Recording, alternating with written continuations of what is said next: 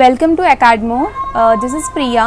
So currently I'm going to proceed with your asexual reproduction.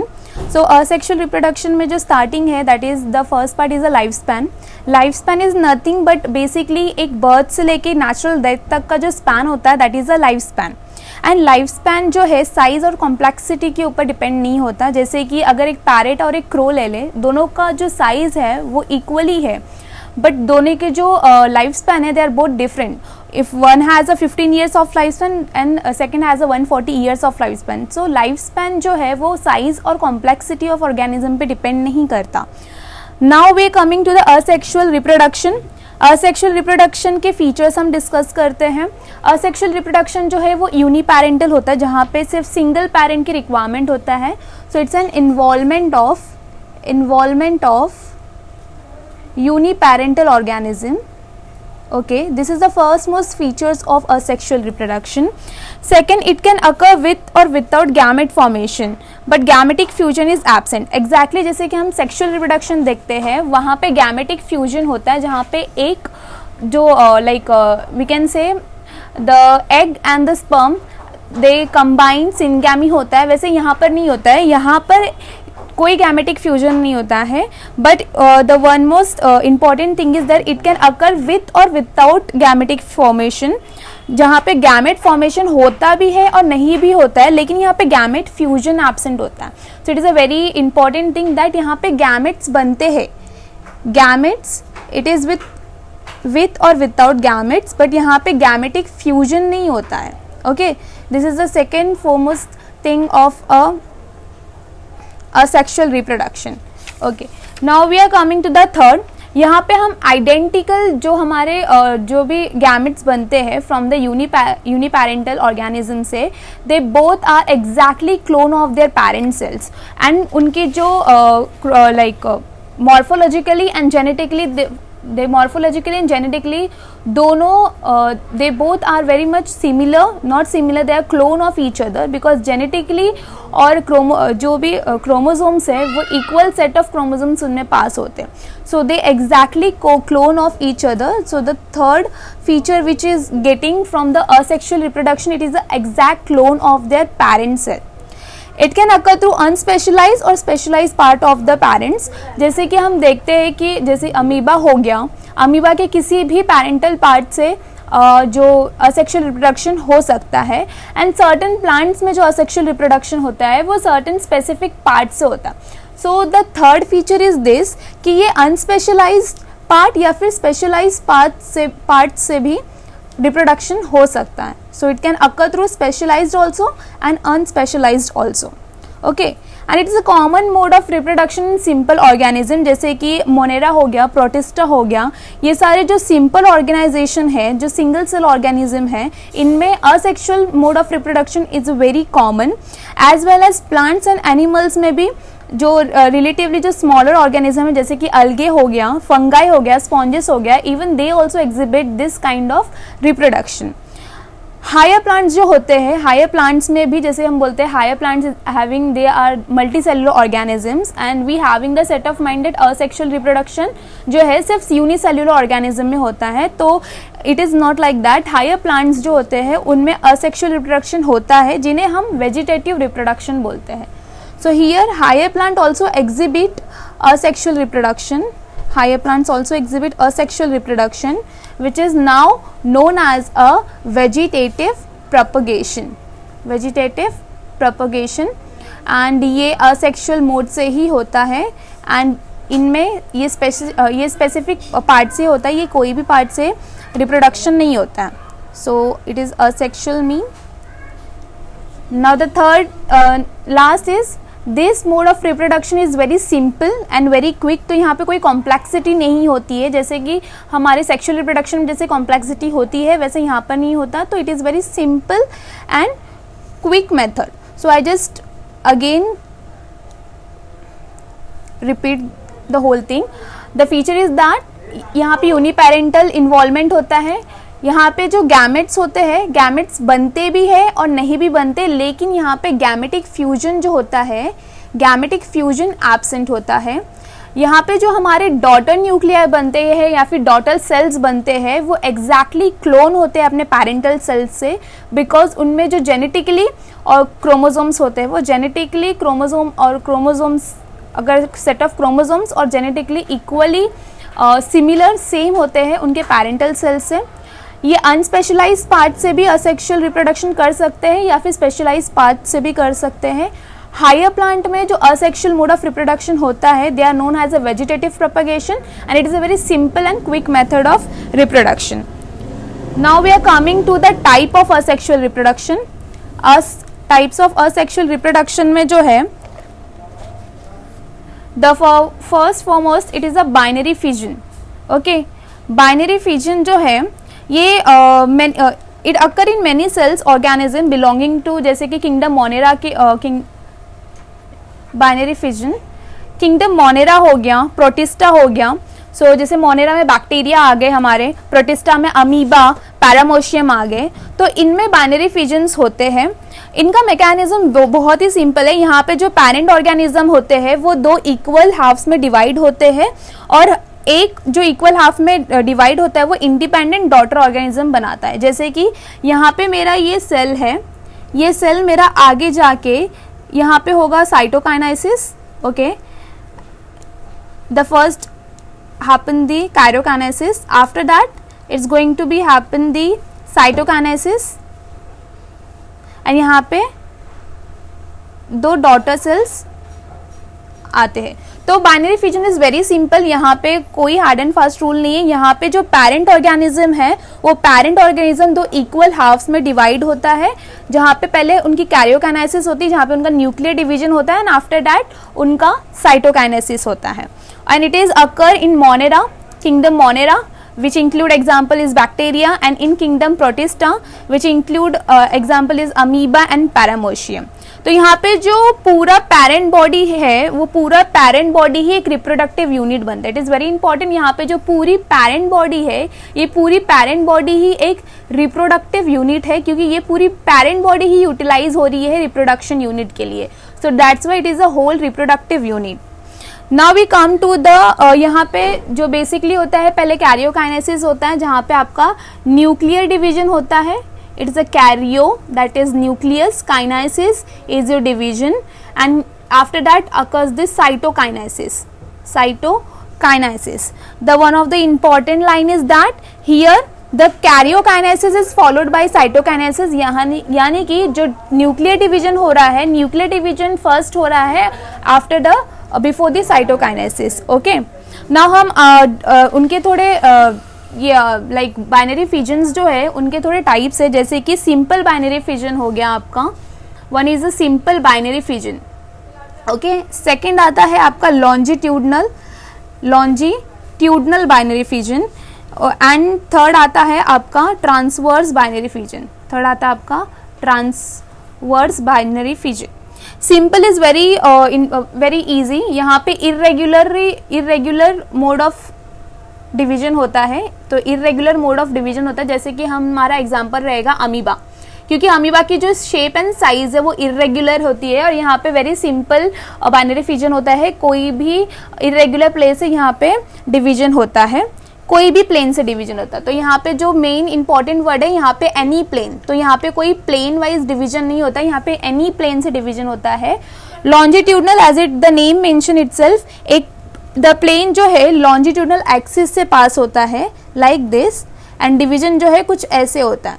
सो यहाँ पे longitudinal phase से division होता है, तो इन वन प्लेन हम बोल सकते हैं यहाँ पे लॉन्जिट्यूडनल एक्सिस के प्लेन से डिवीजन होता है। लॉन्जिट्यूडनल एक्सिस के प्लेन पे डिवीजन होता है, and the example is very easy are euglena is example of a longitudinal binary fission. Now third is a transverse binary fissions के जो example है, it is a bacteria, parameciums जो हो गए हमारे डायटम्स। तो यहाँ पे जो प्लेन ऑफ डिवीजन रहता है वो ट्रांसवर्स होता है टू द एक्सिस। जैसे कि हमारी एक्सिस है तो यहाँ पे ये ट्रांसफर डिविजन्स होता है लाइक दिस। तो यहाँ पे डिवीजन कुछ ऐसे होता है, और इनका जो एग्जाम्पल है हमारे डायटम्स जो हो गए, हमारा पैरामोशियम्स हो गया and bacteria.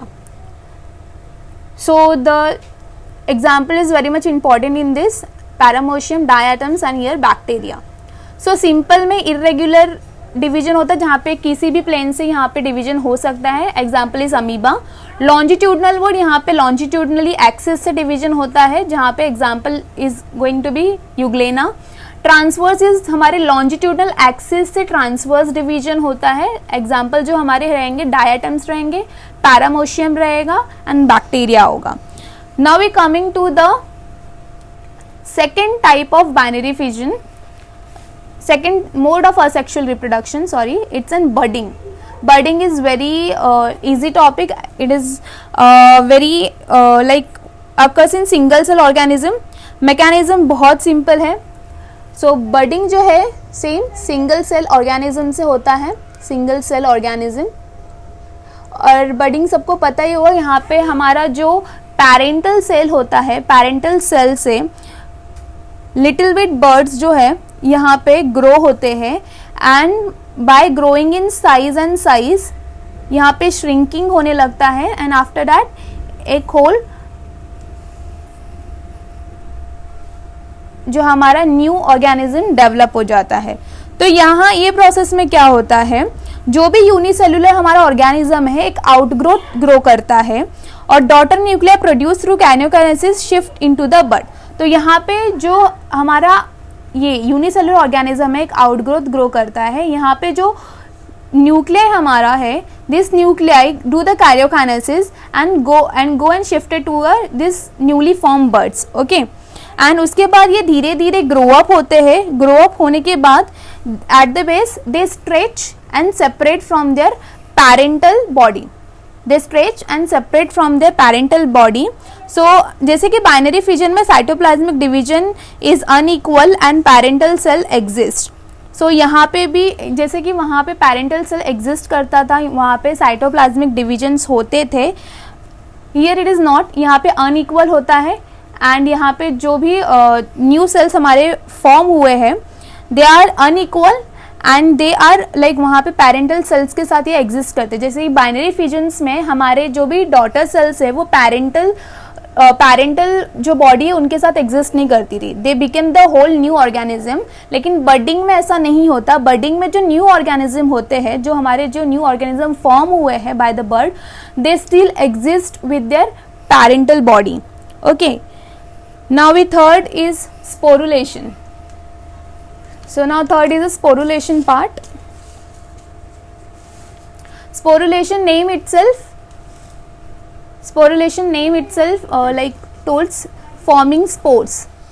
So sporulation is a third mode of asexual reproduction. So it is the mode of reproduction जहाँ पे specialized reproductive structures form होते हैं. जैसे कि मैंने बोला spores. So sporulation itself indicates it's a spore formations. Spores formations. Okay and ये highly जो किंगडम फंगाई हो गए हमारे, it happen in kingdom fungi and certain plants जैसे कि algae is also a plants in kingdom fungi and in kingdom Plantae which involve algae. So algae comes under kingdom Plantae जिसका example is algae. So algae comes under actually kingdom plantae. So it is also considered as a plant only. Okay. So यहाँ पे mostly जो common mode of reproduction है यहाँ पे spores formations होता है जहाँ पे zoospores and conidia formations होते हैं. So zoospores में exactly क्या होता है? Now we come to two modes form होते हैं यहाँ पे. One is a zoospores and यहाँ पे होता है conidia formations. Okay zoospores and conidia formation. So zoospores जो हमारे होते हैं वो माइक्रोस्कोपिक मोटाइल एंडोजीनियस स्पोर्स होते हैं. एंडोजीनियस स्पोर्स यानी कि वो spores inside the organism grow होते हैं. तो ये हमारे जो जूस्पोर्स होते हैं वो मोटाइल यानी कि मूविंग एंडोजीनियस स्पोर्स होते हैं. तो they are motiles endogenous spores and it is very important they are the microscopic. Okay they are the microscopic. So zoospore is a microscopic motile endogenous spores and they are most common asexual structures जो कि algae में पाया जाता है. सो ये most common अलगे form अलगे में पाया जाता है. It is very basic form of asexual mode of reproduction. जैसे कि ग्रीन अलगे हो गए. Chlamydomonas zoospores is a pyramidal shape and anterior flagellated resembling parent cells. So यहाँ पे like algae also form this motile endogenous spores and it is a very basic form of reproductions. अब ये अलगे की बात हो गई. सेकेंड जो एग्जाम्पल होता है वो क्लमाइडोमोनास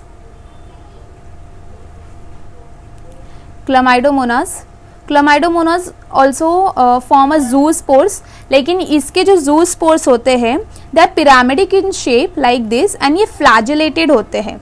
एंटीरियरली इनको फ्लैजेला होता है रिजेंबलिंग द पेरेंट सेल्स. तो यहाँ पे दो एग्जाम्पल्स हैं हमारे ज़ूस्पोर में. पहला अलगे, जो algae is also do the asexual mode of reproduction forming the ज़ूस्पोर्स.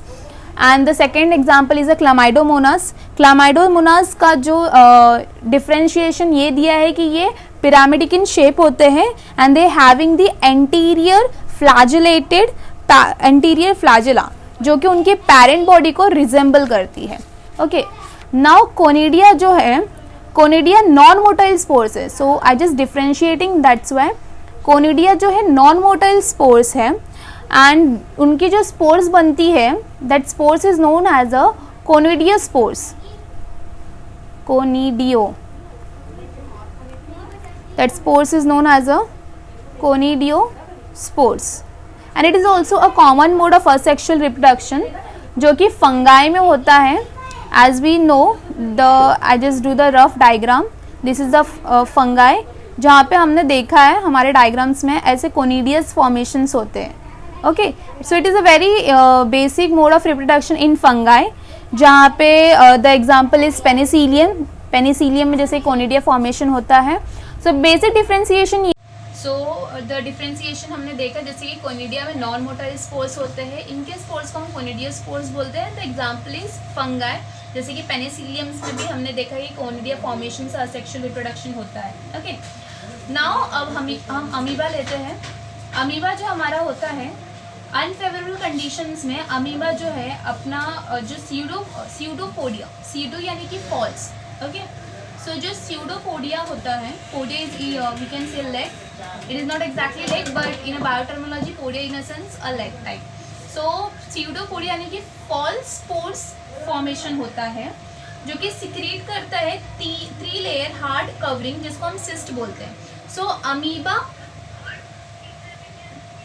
Amoeba under unfavourable conditions, अगर उसको रिप्रोडक्शन के लिए कोई फेवरेबल कंडीशन नहीं है तो वो अपने जो भी रिप्रोडक्टिव चीज़ें हैं उनको बचाने के लिए स्यूडो फॉल्स पोडिया फॉर्म करता है एंड उसके ऊपर 3 लेयर हार्ड कवरिंग फॉर्म करता है जिनको हम बोलते हैं cyst.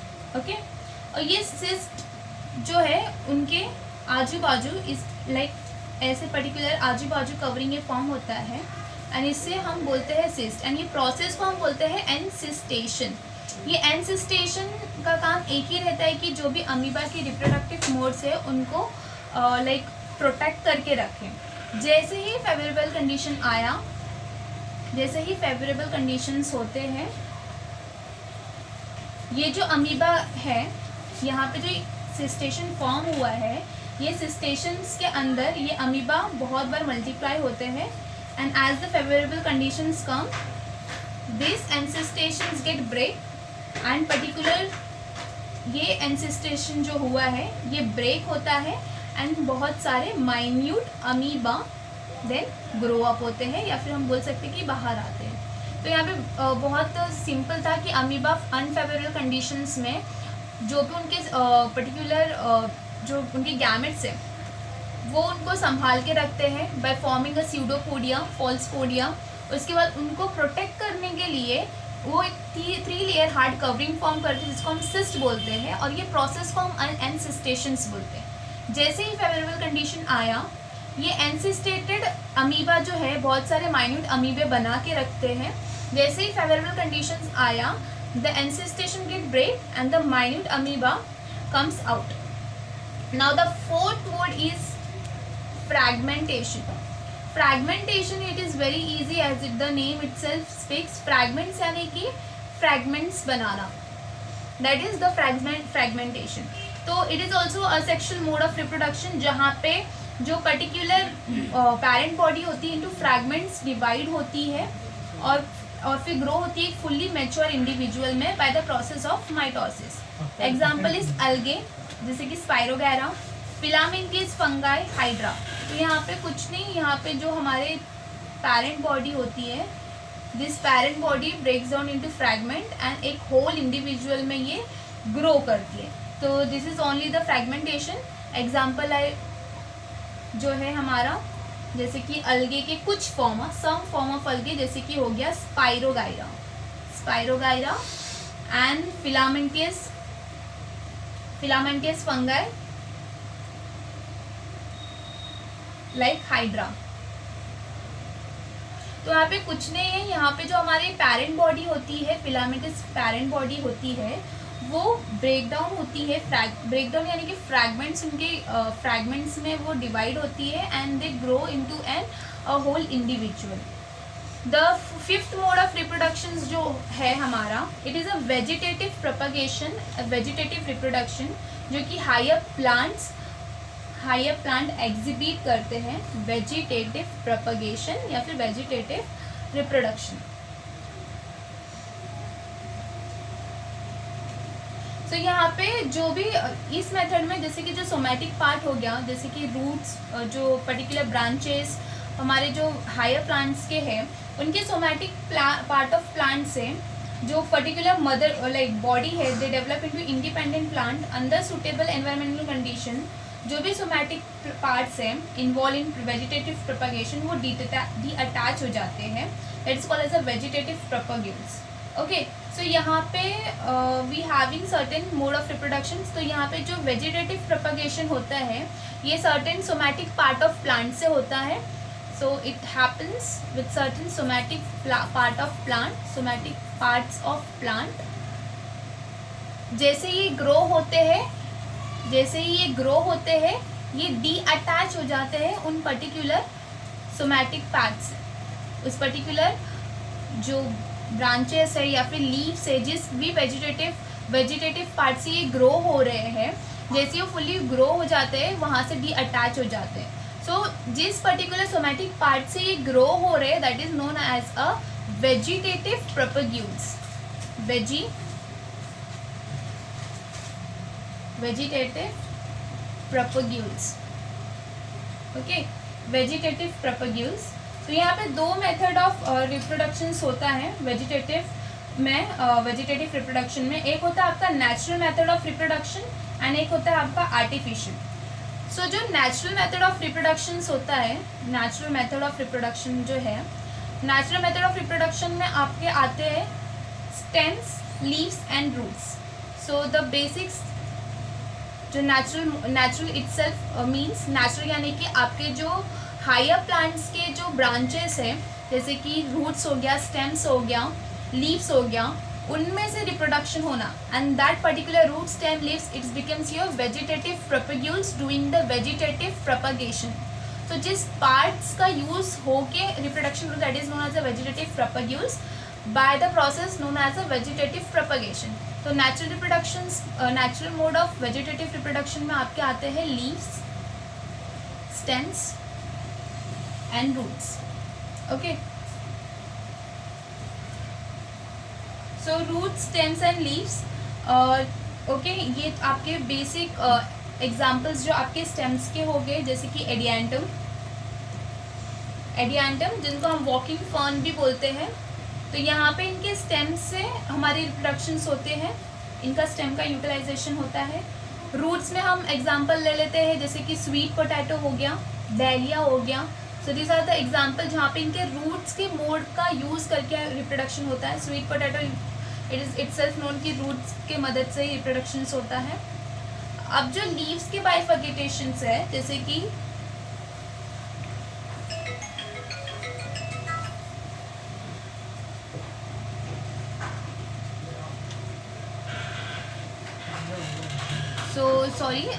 It is an example of leaves. Leaves के एग्जाम्पल्स जो आते हैं, example of leaves is Adiantum, जिनको हम वॉकिंग फर्न बोलते हैं। तो यहाँ पे Adiantum is an example of leaves जिनको वॉकिंग फर्न बोला जाता है। आपके स्टेम्स का जो बाइफर्गेशन होता है, stems involve for the 4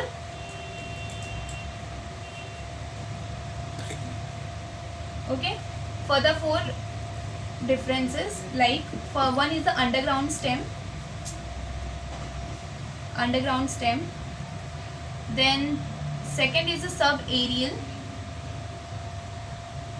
third is an aerial, and fourth is a bulbils या फिर bulbils। so underground stems जैसे कि हमारे जो है ट्यूबर्स हो गए, ट्यूबर्स में एग्जाम्पल इज पोटैटो।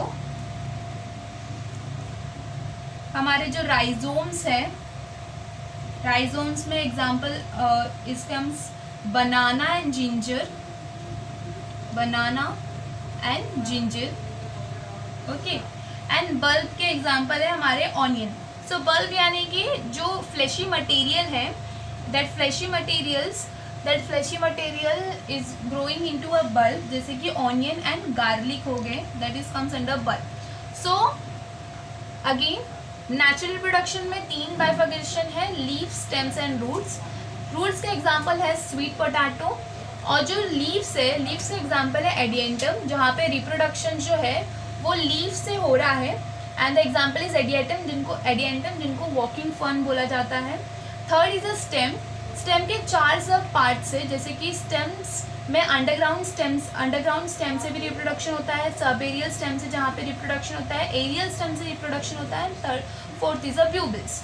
सो जो अंडरग्राउंड स्टेम से रिप्रोडक्शन होता है उनके अंदर 3 कैटेगरी आती है। वन इज अ ट्यूबर जिसका एग्जाम्पल है हमारा potato, second is a rhizome जिसका एग्जाम्पल है हमारा banana and ginger, and third is a bulb यानी कि बल्ब फॉर्मेशन जिसका एग्जाम्पल है onion and garlic. Now we coming to the sub aerial. Sub aerial name itself यानी कि वो प्लांट जो है surface, half surface and half like aerially grow कर रहा हो, so that is known as a subaerial plants. Subaerial stem, subaerial stems के जो एग्जाम्पल है, first is offset is example of subaerial, and the example is nothing but Eichhornia and Pistia.